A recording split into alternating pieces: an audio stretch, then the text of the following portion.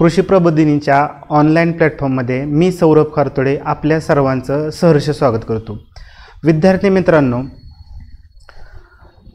Officer बनण्याच्या जर्नीमध्ये 3 step असतात। पहिली स्टेप म्हणजे प्रिलिम्स म्हणजेच पूर्व परीक्षा, दुसरी स्टेप म्हणजे मुख्य परीक्षा म्हणजेच मेन्स आणि तिसरी स्टेप म्हणजे इंटरव्ह्यू। तर ह्या 3 स्टेपमधली पहिली आणि महत्त्वाची स्टेप म्हणजेच प्रिलिम्स एक्झाम आणि पहिली स्टेप हे तुम्ही पार केलेले आहे। 9 नोव्हेंबरला तुम्ही प्रिलिम्स परीक्षेचा पेपर दिलेला आहे। आता त्याच्यानंतर सर्वात महत्त्वाची दुसरी स्टेप म्हणजे मुख्य परीक्षा। आपल्याला माहित आहे 2025 ची मुख्य परीक्षा ही डिस्क्रिप्टिव्ह पॅटर्नची आहे। त्याचबरोबर ही परीक्षा फॉरेस्ट्री सर्व्हिसेस MPSC फॉरेस्ट सर्व्हिसेसच्या जर दृष्टिकोनातून आपण पाहायला गेलो तर ही दुसरी डिस्क्रिप्टिव्ह पॅटर्न असणारी मुख्य परीक्षा आहे। तर आता आपण आपल्याकडे मुख्य परीक्षेचा टायमिंग 5 मे ते 9 मे आहे। तर आपल्याकडे एकूण 170 दिवस आहेत काय करण्यासाठी, तर रीड करण्यासाठी, रिवाइज करण्यासाठी आणि रीड करण्यासाठी। कारण हा आहे कानमंत्र कशाचा, तर चांगलं स्कोर करण्यासाठी। तर हे सेशन जे आहे ते आहे जिओलॉजी ऑप्शनल ह्या विषयाच्या तयारीसाठीची हे आपले सेशन आहे। तर जिओलॉजी ऑप्शनलच का, तर जिओलॉजी ऑप्शनल हा आपले जे GS चे विषय आहेत जिओग्राफी, एन्व्हायरमेंट आणि डिझास्टर मॅनेजमेंट ह्या विषयांशी ओव्हरलॅप होतो। ह्या विषयामध्ये आपल्याला स्कोरिंग चांगलं करता येतं। डायग्रामवरती जर आपली चांगली पकड असेल तर आपल्याला या विषयामध्ये अधिक मार्क मिळवण्यासाठी उपयोग होतो। त्याचबरोबर हा विषय हा स्टॅटिक असल्यामुळे करंट अफेअर्सची जास्त आपल्याला माहिती लागत नाही, करंट अफेअर्स जास्त आपल्याला रेफर करावं लागत नाही। उदाहरणार्थ जर आपण PSI किंवा पॉलिटिकल सायन्स हे जर आपण विषय बघितले, ह्या विषयामध्ये आपल्याला जास्त करंट अफेअर्स किंवा चालू घडामोडी यांचा जास्त रेफरन्स आपल्याला घ्यावा लागतो। तर जिओलॉजी ऑप्शनल आपली कृषी प्रबोधिनी अकॅडमी घेऊन आली आहे जिओ संकल्प नावाची टेस्ट सिरीज। ह्या टेस्ट सिरीजमध्ये आपण काय करणार आहे, तर 7 टेस्ट आपण विद्यार्थ्यांसाठी इथं दिलेले आहेत। 7 टेस्टमध्ये 6+1 असं डिस्ट्रीब्युशन आहे। 6 टेस्ट ह्या असणार आहेत सेक्शनल टेस्ट आणि एक जी टेस्ट असणार आहे ती असणार आहे आपली फुल सिलेबस टेस्ट। तर पहिली टेस्ट दिल्यानंतर 23 नोव्हेंबरला जेव्हा तुम्ही पहिली टेस्ट लिहाल त्यानंतर नेक्स्ट टेस्टला जी की 30 नोव्हेंबरला तुम्हाला पहिली टेस्ट इव्हॅल्युएट करून दिली जाणार आहे। त्याचबरोबर या टेस्ट सिरीज सोबत तुम्हाला मेंटरिंग सुद्धा दिली जाणार आहे आणि 23 तारखेला जेव्हा टेस्ट संपेल त्यानंतर तुम्हाला त्या टेस्टचं एक्सप्लेनेशन व्हिडिओ ही अकॅडमीच्या ॲपवरती उपलब्ध करून दिला जाईल। विद्यार्थी मित्रांनो, आता तुम्हाला हे मी टेस्ट सिरीजचं स्ट्रक्चर सांगितलं, परंतु आपल्याला एक इंट्रोडक्शनसाठी जिओलॉजी ऑप्शनल आणि MPSC आणि फॉरेस्ट्री UPSC ह्यांच्या सिलेबसमध्ये किंवा एक्झाम पॅटर्नमध्ये काय फरक आहे हे जाणून घेणं गरजेचं आहे। तर त्यासाठी आपण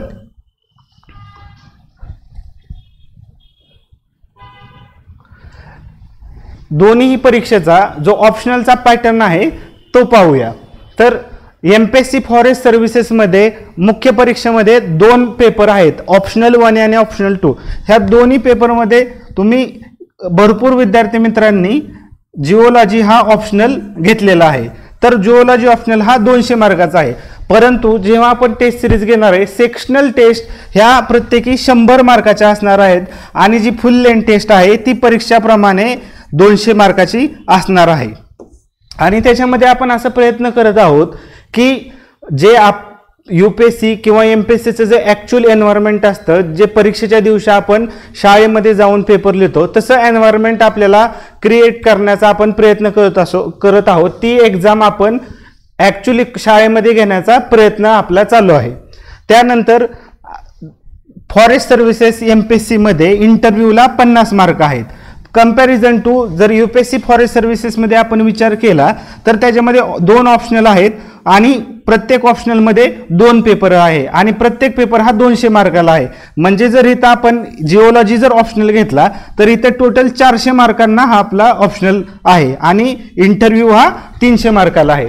अशा प्रकारे दोन्हींचा आपल्याला एक पॅटर्न पाहायला मिळाला. परंतु जर सिलेबसचा विचार केला तर 6 सिलेबस बऱ्यापैकी सेम आहे.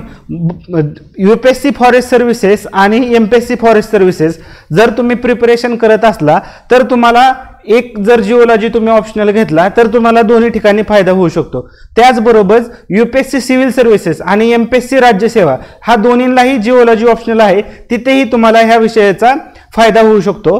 त्याचबरोबर जो सिव्हिल सर्व्हिसेसचा जो जिओलॉजी आहे आणि फॉरेस्ट सर्व्हिसेसचा जो जिओलॉजी आहे त्यांच्या सिलेबसमध्ये थोडासा फरक आहे, परंतु बऱ्यापैकी पार्ट हा ओव्हरलॅपिंग आहे. आता विद्यार्थी मित्रांनो, जर आपण आता मेन्स परीक्षेची तयारी करणार आहोत, जिओलॉजी ऑप्शनलची आपण तयारी करणार आहे, तर त्याच्यामध्ये काही फंडामेंटल गोष्टी, फाउंडेशनल गोष्टी महत्त्वाच्या असतात. तर त्याच्यामध्ये काय आहे की सिलेबस डिकोडिंग, जो सिलेबस दिलेला आहे त्या सिलेबसमध्ये काय मेन पॉईंट आहे, काय सब पॉईंट आहे, हे आपल्याला जाणून घेणं अगदी महत्त्वाचं आहे.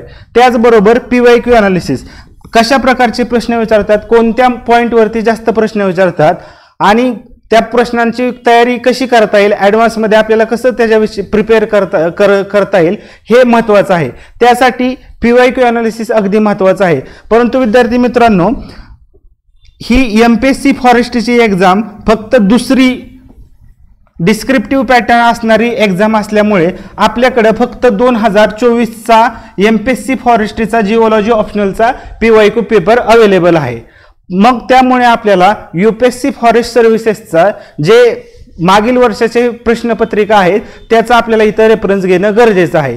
मग ह्या दोन्हीचं सोल्युशन म्हणून आपल्या कृषी प्रबोधिनी अकॅडमीने आपल्यासाठी या दोन्ही पण गोष्टींची उपलब्ध करून दिलेल्या आहेत. म्हणजेच हे पहा,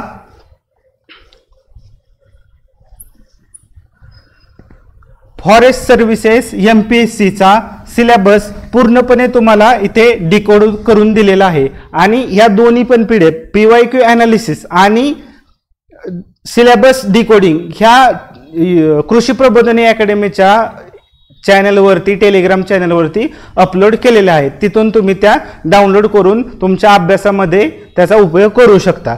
तर जर जिओलॉजीचा सिलेबस बघितला तर तो प्रमुख 8 पॉईंटमध्ये डिवाइड केलेला आहे आणि त्या 8 पॉईंटचे आपण एक मार्क्सनुसार मागील वर्षी क्वेश्चन पेपरमध्ये जसे मार्क्स क्वेश्चन विचारले आहेत त्यांचे जे मार्क्स डिस्ट्रीब्युशन आहे त्यानुसार आपण त्यांना 6 टेस्टमध्ये डिवाइड केलेलं आहे आणि एक टेस्ट आपण फुल लेंथ टेस्ट ठेवलेली आहे ज्याच्यामध्ये संपूर्ण 8 मुद्द्यांवरती प्रश्न विचारले जाणार आहेत. तर हे झालं सिलेबस डिकोडिंग. त्याच्यानंतर दुसरं फाउंडेशनल गोष्ट जी महत्त्वाची आहे ती म्हणजे PYQ अनालिसिस.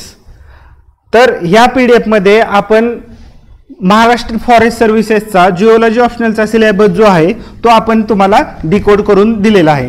त्याचबरोबर इंडियन फॉरेस्ट सर्व्हिसेसचा पेपर 1 आणि पेपर 2 जिओलॉजीचा तोही तुम्हाला इथे डिकोड करून दिला आहे. त्याचबरोबर 2024 ते 2013 हा जो एक्झाम झाल्या जिओलॉजीच्या ऑप्शनलच्या त्याचाही पेपर आपण डिकोड करून दिलेला आहे. त्याचबरोबर 2024चा जो MPSC फॉरेस्ट्रीचा पेपर झाला जिओलॉजीचा त्याचेही आपण क्वेश्चन आपल्याला डिकोड करून दिलेले आहेत. डिकोड करून दिलेले आहेत म्हणजे काय केलेलं आहे ते तुम्हाला आता मी दाखवतो.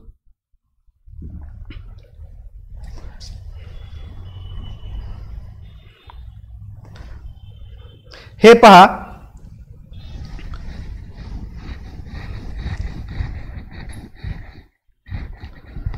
आपल्या UPSC फॉरेस्ट्रीच्या पेपरमध्ये पेपर 1 मध्ये एक टॉपिक आहे वेदरिंग अँड मास वेस्टिंग.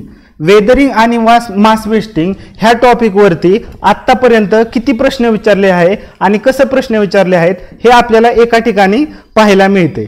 उदाहरणार्थ describe the weathering and its types असा प्रश्न विचारलेला आहे. तो कधी विचारला आहे? 2023ला हा प्रश्न विचारलेला आहे. किती मार्काला विचारला आहे? तर 15 मार्काला हा प्रश्न विचारला आहे. असे आपल्या 8चे 8 जे टॉपिक आहेत त्या प्रत्येक टॉपिकवरती कधी कोणता प्रश्न विचारला आहे आणि किती मार्काला प्रश्न विचारला आहे याचे आपल्याला डिटेलमध्ये ॲनालिसिस इथं करून दिलं आहे. त्याचबरोबर या क्वेश्चनचे न्यूमरिकल ॲनालिसिस म्हणजे काय, तर एक प्रश्न किती वेळा विचारलेला आहे हे ॲनालिसिस ही आपण दिलं आहे. हे ॲनालिसिसचा आपल्याला फायदा काय होणार की 8 टॉपिकमधले किंवा 8 मधल्या टॉपिकमधले जे सब टॉपिक आहेत त्याच्यामध्ये कुठले टॉपिक आपल्याला जास्त महत्त्वाचे आहेत त्याच्यावरती जास्त भर द्यावा लागणार आहे हे टॉपिक आपल्याला त्याच्यातून कळणार आहेत.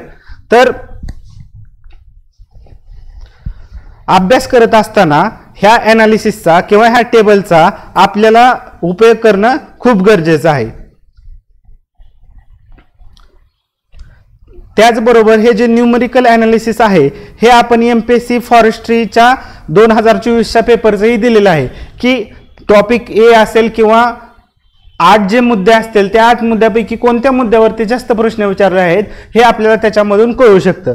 आता इथं उदाहरण आलं जिओलॉजी ऑप्शनल पेपर 1 आहे UPSCचा, त्याच्यामध्ये हे आपले टॉपिक आहेत. तर जिओमॉर्फॉलॉजी आणि रिमोट सेन्सिंगवरती आत्तापर्यंत 61 क्वेश्चन विचारलेले आहेत. ते 61 प्रश्नांचे जे डिस्ट्रीब्युशन आहे ते असे आहे की बेसिक कन्सेप्ट ऑफ जिओमॉर्फॉलॉजीवरती आत्तापर्यंत 12 प्रश्न विचारले आहेत. वेदरिंग आहे, पेडोजेनेसिस आणि इरोजनवरती 10 प्रश्न विचारले आहेत. जिओमॉर्फिक सायकल ज्याच्यामध्ये इरोजन सायकल आणि मेटामॉर्फिक सायकल या 2 सायकल येतात त्याच्यामध्ये 15 क्वेश्चन विचारले आहेत. म्हणजे ह्या ॲनालिसिसवरून आपल्याला अंदाज येईल की प्रिपरेशन करत असताना 170 दिवसामध्ये आपण कोणत्या मुद्द्यांवरती जास्त भर दिला पाहिजे. तर विद्यार्थी मित्रांनो हे आपले PDF तुम्ही टेलिग्राम चॅनलवरून डाउनलोड करू शकता. आणि महत्त्वाची मुद्दा असा की तुम्ही प्रिपरेशन करत असताना ही पहिलीच किंवा काही विद्यार्थ्यांसाठी पहिली आणि काही विद्यार्थ्यांसाठी दुसरी डिस्क्रिप्टिव्ह एक्झाम असणार आहे. त्यामुळे रायटिंग प्रॅक्टिस अगदी महत्त्वाची आहे. त्याच्यामुळे टेस्ट सिरीज लावणं आणि प्रॅक्टिस करणं अगदी महत्त्वाचे आहे. त्याच्यामुळं आणि तुमच्या मनातील भीती घालवण्यासाठी पहिल्या ज्या 2 टेस्ट सिरीज आहेत त्या टेस्ट सिरीजला आपण मार्किंग करणार नाही. पहिल्या 2 टेस्ट सिरीजचा महत्त्व किंवा त्याचा फोकस ह्याच्यावर असणार आहे की आपण जेव्हा मेन्स आन्सर रायटिंग करत असतो त्यावेळेस आपल्याला 3 मुद्द्यांवरती लक्ष देणं गरजेचं असतं. एक मुद्दा असतो इंट्रोडक्शनचा, दुसरा मुद्दा असतो मेन आन्सरचा आणि तिसरा मुद्दा असतो तो कन्क्लुजनचा. ह्या फॉर्मॅटमध्ये आन्सर लिहिणं अतिशय महत्त्वाचं आणि गरजेचं असतं. म्हणून ह्या पॅटर्नमध्ये आपण प्रश्न लिहू शकतो का, प्रश्नांची उत्तरं लिहू शकतो का, किंवा आपल्या मेंदूला त्या प्रकारे ट्रेन करण्यासाठी आपल्याला ही प्रॅक्टिस करणं गरजेचं आहे. म्हणून पहिल्या ज्या 2 टेस्ट आहेत त्या टेस्टमध्ये आपण फक्त ह्या पॅटर्न आपण फॉलो करताय का नाही ह्यावरती भर देणार आहे. आणि त्याच्यानंतरच्या ज्या बाकी टेस्ट आहेत 4 टेस्ट आहेत त्याच्यामध्ये आपण इव्हॅल्युएशन करणार आणि जी 7वी टेस्ट आहे त्याच्यामध्ये पण आपण इव्हॅल्युएशन करणार. तर विद्यार्थी मित्रांनो तुम्ही तयारीला लागा आणि टेस्ट सिरीज विषयी किंवा जिओलॉजी ऑप्शनल विषयी या PDF विषयी किंवा अजून काही तुमच्या शंका असतील तर तुम्ही कृषी प्रबोधिनी अकॅडमीच्या फोन नंबरवरती फोन करून आपल्या शंकांचं निरसन करून घेऊ शकता. धन्यवाद.